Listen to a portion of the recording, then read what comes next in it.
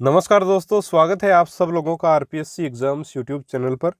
साथियों, आज के इस वीडियो में हिंदी में जो एक नया टॉपिक ऐड हुआ है, वाक्यांश के लिए एक शब्द, उसको अपन करेंगे। हिंदी में एक और शानदार टॉपिक ऐड हुआ था, राजस्थानी भाषा के शब्दों का अर्थ, यानी राजस्थानी भाषा की शब्दावली।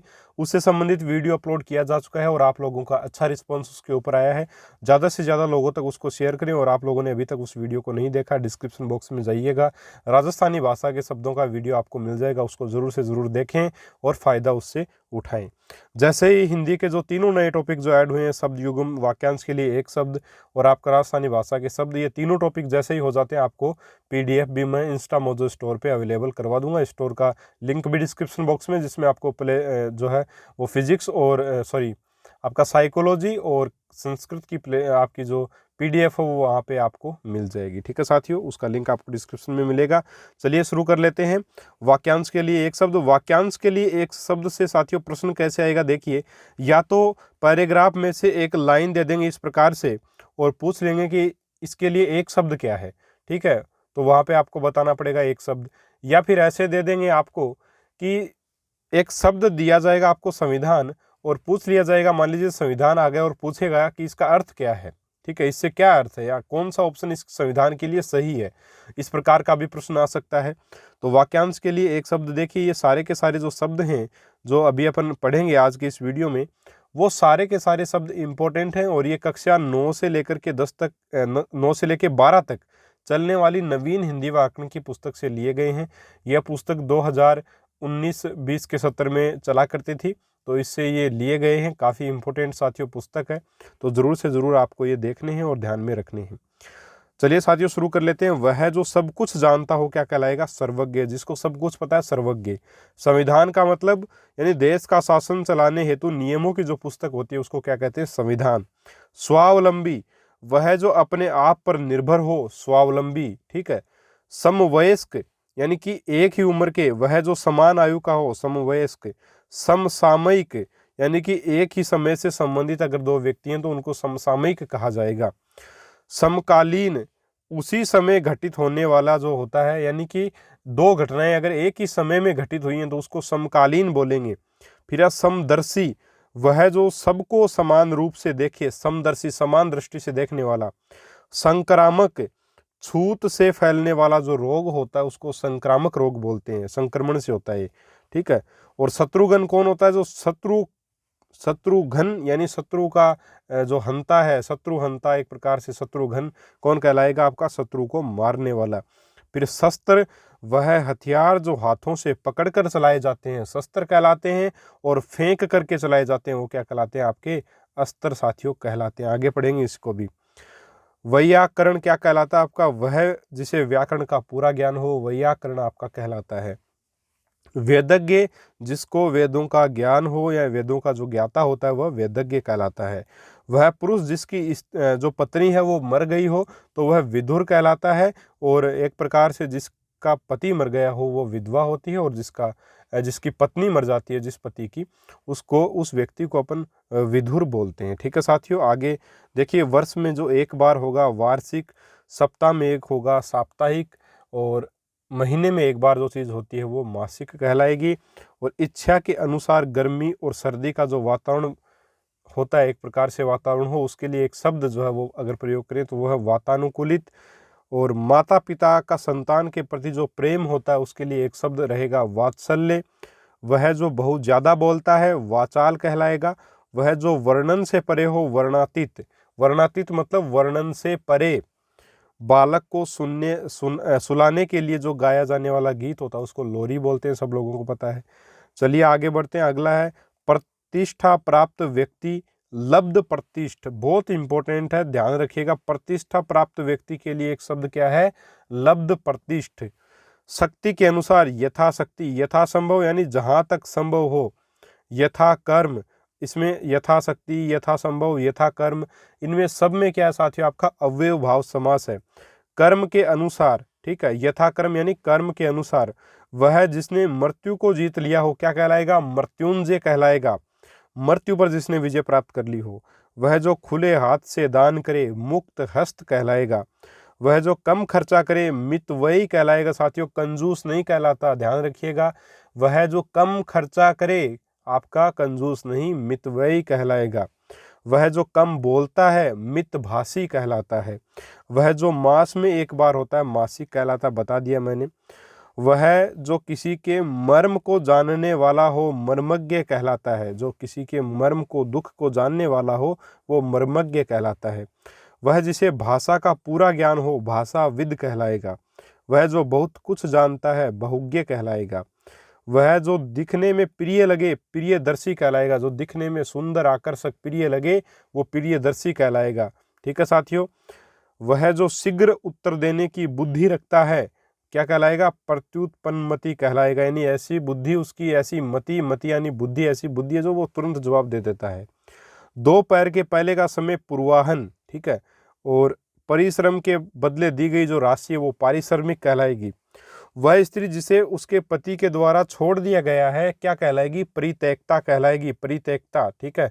परित्यक्ताओं को अभी छूट जो वो दी जाती है जॉब में। इसके अलावा 15 दिन में एक बार जो हो वो पाक्षिक कहलाएगा। वह जो दूसरों के अधीन हो पराधीन। वह जो रात्रि में विचरण करे निशाचर कहलाएगा साथियों। इसके अलावा बात करें तो वह जिससे अक्षरों का ज्ञान न हो निरक्षर कहलाएगा। और वह जो ममता से रहित हो क्या कहलाएगा? निर्मम कहलाएगा। ठीक है, ध्यान में रखिएगा। जो ममता से रहित निर्मम कहलाएगा। वह जिसे बाहर निकाल दिया गया हो निर्वासित, यानी एक प्रकार से बोलते हैं ना अपन कि उस व्यक्ति को उसके घर से ही निर्वासित कर दिया गया। तो निर्वासित का मतलब घर से निकाल देने से है। इसके अलावा बात करें बिना पलकें गिराए देखने का मतलब है निर्निमेष। निर्निमेष का मतलब है बिना पलकें गिराए देखना, टकटकी लगा करके देखना आपका निर्निमेष कहलाएगा। वह स्थान जहाँ कोई भी जन न हो निर्जन कहलाएगा। वह स्थान जहाँ जल न हो निर्जल, जहाँ जन न हो निर्जन कहलाएगा। वह जो ईश्वर में आस्था न रखे नास्तिक कहलाएगा। वह जो नाशवान है यानी कि जो खत्म होगा निश्चित रूप से कभी न कभी, वो नश्वर कहलाएगा। और मनुष्य एक नश्वर प्राणी ही तो है साथियों। इसके अलावा वह जिसका जन्म अभी हुआ हो नवजात कहलाएगा। वह जिसका जन्म अभी हुआ हो साथियों क्या कहलाएगा? नवजात आपका कहलाता है। वह जिसे पार करना कठिन हो आपका क्या कहलाएगा? दुस्तर कहलाएगा। वह जिसका दमन करना कठिन हो दुर्दमनीय, यानी कि जिसका दमन न किया जा सके वो क्या कहलाएगा? आपका दुर्दमनीय साथियों कहलाएगा। वह जिसे भेदना कठिन हो, जिसको भेदा न जा सके भेदना कठिन हो दुर्भेद्य कहलाएगा। वह जिसे लांघना कठिन हो दुर्लंघ्य कहलाएगा। दुर्लंघ्य, ठीक है, ध्यान रखिएगा, बहुत इंपॉर्टेंट शब्द साथियों। वह जिसके 10 कंधे हों 10 कंध कहलाएगा। वह जिसके 10 मुख हों दशानन कहलाएगा। 3 माह में एक बार होने वाला त्रैमासिक कहलाएगा। वह जो तीनों गुणों से परे हो त्रिगुणातीत कहलाएगा। वह जो 3 कालों की बात जानता है त्रिकालज्ञ कहलाएगा। वह जिसमें बाण रखे जाते हैं तर्कस कहलाता है। निश्चित रूप से बहुत ही बढ़िया प्रश्न साथियों। निश्चित रूप से आपको ध्यान होना चाहिए कि वह जिसकी कुछ जानने की इच्छा ही न हो, इच्छा हो, वह जिसकी कुछ जानने की इच्छा हो क्या कहलाएगा? जिज्ञासु। और बच्चों में जिज्ञासा की प्रवृत्ति काफी ज्यादा होती है। वह चर्चा जिसका कोई प्रमाणिक आधार न हो जनश्रुति कहलाती है। यानी कि ऐसी चर्चा जिसका कोई प्रमाणिक आधार नहीं है, बस वो चर्चाएं ऐसे ही चलती रहती हैं, वो जनश्रुतियां कहलाती हैं, है ना। तो ये जनश्रुति वाला हो जाएगा आपका। आगे बात करें वह रचना जो गद्य पद्य मिश्रित हो, जिसमें ऐसी रचना जिसमें गद्य भी हो और पद्य भी हो, तो उसको बोलते हैं चंपू। ध्यान रखिएगा, बहुत इंपॉर्टेंट है, यहाँ से प्रश्न बनता है साथियों कि ऐसी रचना जिसमें गद्य और पद्य भी शामिल हो उसको चंपू कहा जाता है। 4 भुजाएं हैं जिसमें वह क्या कहलाएगा? चतुर्भुज कहलाएगा निश्चित रूप से। आगे बात करें चक्र है पानी में जिसके वह चक्रपाणी कहलाएगा। ये सारे के सारे किसके एग्जाम्पल आ रहे हैं? आपके बहुव्रीहि समास के आ रहे हैं। क्षमा करने योग्य क्षम्य कहलाएगा। जिसको क्षमा किया जा सके, क्षमा करने के योग्य हो, क्षम्य कहलाएगा। क्षण में नष्ट होने वाला यानी कि कुछ ही पलों में नष्ट होने वाला, क्षण में नष्ट होने वाला क्षण भंगुर कहलाएगा। क्या कहलाएगा साथियों? क्षण भंगुर कहलाएगा। और वह जो कीटाणुओं को मारे, जो कीटाणुओं को मार दे उसको कृमि घन कहते हैं। ठीक है, जो आपको जो कीटाणुओं को मारे उसको कृमिघन कहा जाता है, शत्रुओं को मारे उसको शत्रुघन कहा जाता है, जो कीटाणुओं को मारे उसको कृमिघन कहा जाता है। वह जो किए का उपकार मानता है कृतज्ञ कहलाता है। वह जो बाह्य जगत के ज्ञान से अनभिज्ञ हो उसको कुप मडुक कहते हैं, यानी कि कुएं का मेंढक उसको बोलते हैं, जो बाह्य जगत के ज्ञान से एक प्रकार से अनभिज्ञ हो यानी जानता न हो। वृक्षों और लताओं से घिरा स्थान क्या कहलाता है? कुंज कहलाता है। बहुत ही बढ़िया है, ये भी इंपॉर्टेंट है साथियों, याद रखिएगा कि वृक्षों और लताओं से जो घिरा स्थान होता है क्या कहलाता है साथियों? कुंज कहलाता है। वह जो कविता करती है साथियों क्या कहलाती है? कवयित्री। ये इसका जो लिखने का शुद्ध रूप है, ध्यान रख लीजिएगा, कवयित्री लिखते हैं इसको, कवियत्री नहीं लिखते। कव और ये और त्री, ठीक है, ये के ऊपर छोटी ई की मात्रा, त्रय के ऊपर बड़ी ई की मात्रा यहाँ पे होगी। तो वह जो कविता करती है कवयित्री कहलाती है। ठीक है, इतिहास से संबंधित ऐतिहासिक उसको बोलेंगे, जो इतिहास से संबंधित हो उसको ऐतिहासिक बोलते हैं। इसके आगे पर्वत के नीचे की भूमि, इसको साथियों उपत्यका बोला जाता है। पर्वत के नीचे की जो मैदानी भूमि होती है उसको उपत्यका बोलते हैं।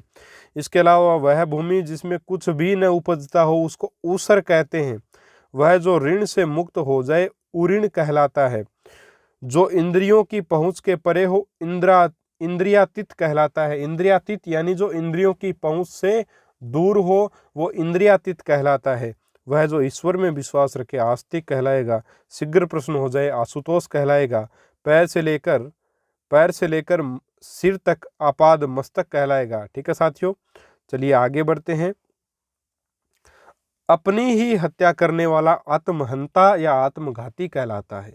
पूरे जीवन भर मतलब आजीवन वह जिसमें कुछ भी ज्ञान न हो अज्ञ फेंक कर चलाए जाने वाला हथियार अस्त्र कहलाएगा। और हाथ के द्वारा जो हथियार प्रयोग में लिया जाता है, हाथ में पकड़कर जिसको चलाया जाता है वो शस्त्र कहलाएगा। और फेंक कर जो मारा जाएगा वो अस्त्र कहलाएगा।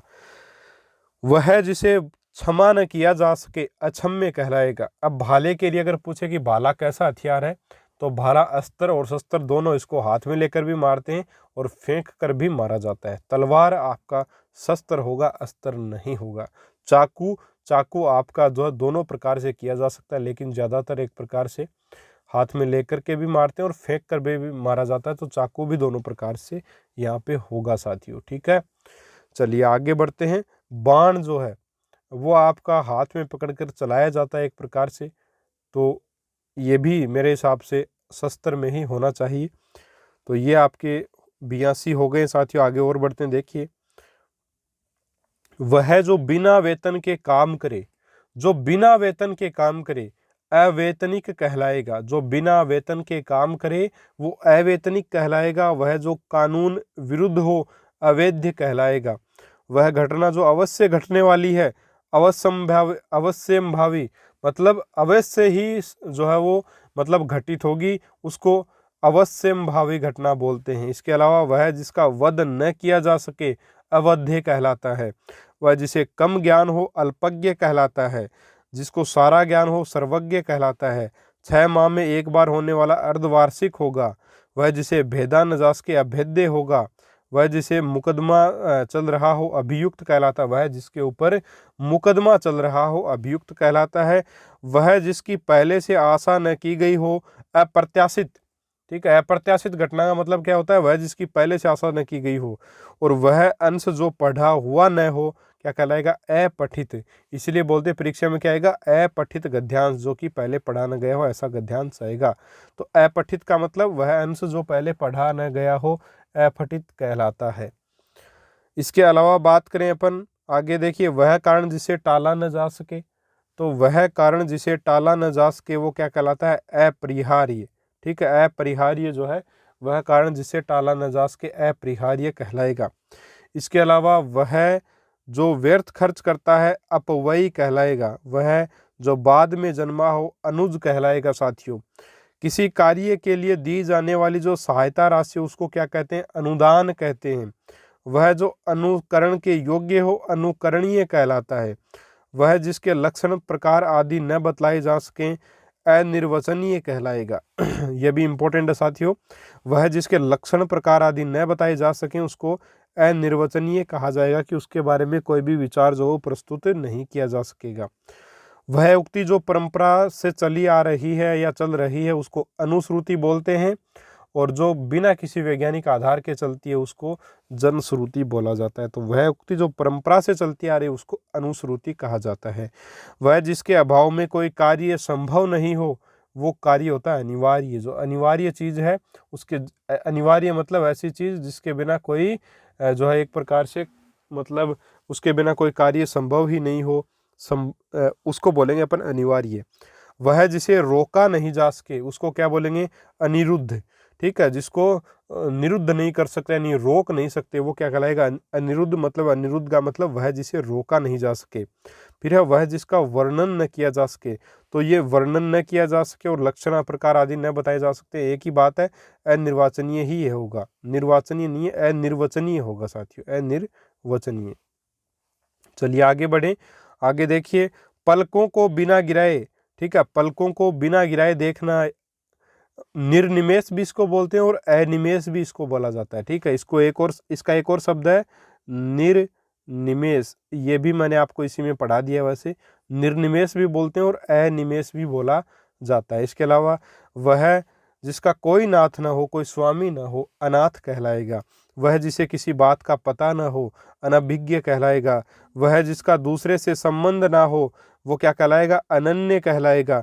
वह जिसका कोई अंत न हो, अनंत कहलाएगा। अनेक राष्ट्रों के बीच, अंतर्राष्ट्रीय कहते हैं उसको, अनेक राष्ट्रों के बीच होने वाला सम्मेलन क्या कहलाएगा, अंतर्राष्ट्रीय सम्मेलन कहलाएगा। वह जो सबके मन की बात जानता है, अंतर्यामी कहलाता है। वह कथा जो मूल कथा में आए, अंतर कथा कहलाती है, यानी कथा में कथा जो आती है वह अंतर कथा होगी। गजट में प्रकाशित सूचना को अधिसूचना जो है वो कहा जाता है। तो गजट में जो सूचना होती है, प्रकाशित होती है, उसको क्या कहते हैं साथियों, गजट में प्रकाशित सूचना को आपके अधिसूचना जो है वो कहा जाता है। इसके अलावा पहाड़ के ऊपर की समतल भूमि अधितयिका और नीचे की समतल भूमि उपतयिका कहलाती है। नीचे की भूमि, पहाड़ के नीचे की भूमि उपतयिका और ऊपर की भूमि अधितयिका कहलाती है। आत्मा से संबंधित जो है वो क्या कहलाएगा, अध्यात्म, और जो दिखाई न दे वो क्या कहलाता है, अदृश्य कहलाता है। वह जो दूर की बात न सोच सके अदूरदर्शी कहलाएगा, और जो सोच सके वो दूरदर्शी कहलाएगा। वह जिसके पास जिसके जैसा दूसरा न हो अद्वितीय कहलाएगा। अद्वितीय मतलब उसके जैसा और कोई नहीं है, केवल वही एक पीस है, सिंगल। वह जिसकी तुलना न की जा सके अतुलनीय कहलाएगा। मात्रा से अधिक वर्षा होना अतिवृष्टि कहलाता है, और वर्षा के साथ ओले गिरना ओलावृष्टि कहलाता है। वह जो इंद्रियों के अनुभव के परे हो अतीन्द्रिय कहलाएगा, यानी जो इंद्रिय के अनुभव से परे हो अतीन्द्रिय कहलाएगा। वह जिस पर विजय प्राप्त न की जा सके अजय कहलाएगा साथियों। क्या कहलाएगा, अजय कहलाएगा। वह जिसका कोई शत्रु पैदा ही ना हुआ हो अजात शत्रु कहलाएगा, यानी कि जिसका कोई शत्रु पैदा नहीं हो वह क्या कहलाएगा, अजात शत्रु कहलाएगा। वह जो कभी बूढ़ा न हो अजर कहलाएगा। वह जो कभी बूढ़ा नहीं होता साथियों उसको अजर कहते हैं। और वह जो इंद्रियों द्वारा न जाना जा सके अगोचर कहलाता है। वह जो इंद्रियों के द्वारा न जाना जा सके क्या कहलाएगा, अगोचर कहलाता है। इसके अलावा वह जो पहले जन्मा हो क्या कहलाएगा, अग्रज कहलाएगा। वह जो पहले जन्मा है उसको क्या कहेंगे, अग्रज कहेंगे। सबसे पहले गिना जाने वाला अग्रगण्य कहलाएगा। सबसे पहले जिसको गिना जाए वो क्या कहलाएगा, अग्रगण्य। ठीक है, इसके अलावा वह स्थान जिस पर कोई न जा सके अगम्य कहलाएगा। जिसे खाया न जा सके अखाद्य कहलाएगा। जिसका कथन न किया जा सके अकथनीय कहलाएगा। तो साथियों इस प्रकार से 128 जो है वो ये आपके वाक्यांश के लिए एक शब्द हैं जो कि आपकी नवीन हिंदी व्याकरण एवं रचना पुस्तक से लिए गए, जो कक्षा 9 से 12 तक चलती थी। अभी शायद नहीं चलती है वो पुस्तक, लेकिन काफ़ी इम्पोर्टेंट चीज़ें हैं और आप जो है इससे इस बुक को करिएगा। अगर आपके पास पुस्तक नहीं है तो इस वीडियो से आप इसको कर सकते हैं। अगर वीडियो आपको पसंद आया चैनल को सब्सक्राइब ज़रूर करिएगा। कल अपन शब्द युग्म के टॉपिक को कंप्लीट करेंगे। तो साथियों मिलेंगे अपन अगले वीडियो में एक और शानदार टॉपिक के साथ। अगर आपको वीडियो पसंद आया लाइक करें, और पहली बार चैनल पर आ रहे हैं चैनल को सब्सक्राइब करके बेल आइकॉन को अगर आप प्रेस कर देते हो उसका फ़ायदा आपको ये मिलेगा कि जैसे ही मैं वीडियो अपलोड करूँगा आपको नोटिफिकेशन उसका मिल जाएगा। तो बेल आइकॉन प्रेस करने के बाद नोटिफिकेशन को ऑल पे सेट कर देना है, आपको हमारे प्रत्येक वीडियो की नोटिफिकेशन मिल जाएंगे। ठीक है साथियों, मिलेंगे अपन अगले वीडियो में एक और शानदार टॉपिक के साथ। तब तक के लिए जय हिंद, जय भारत, नमस्कार।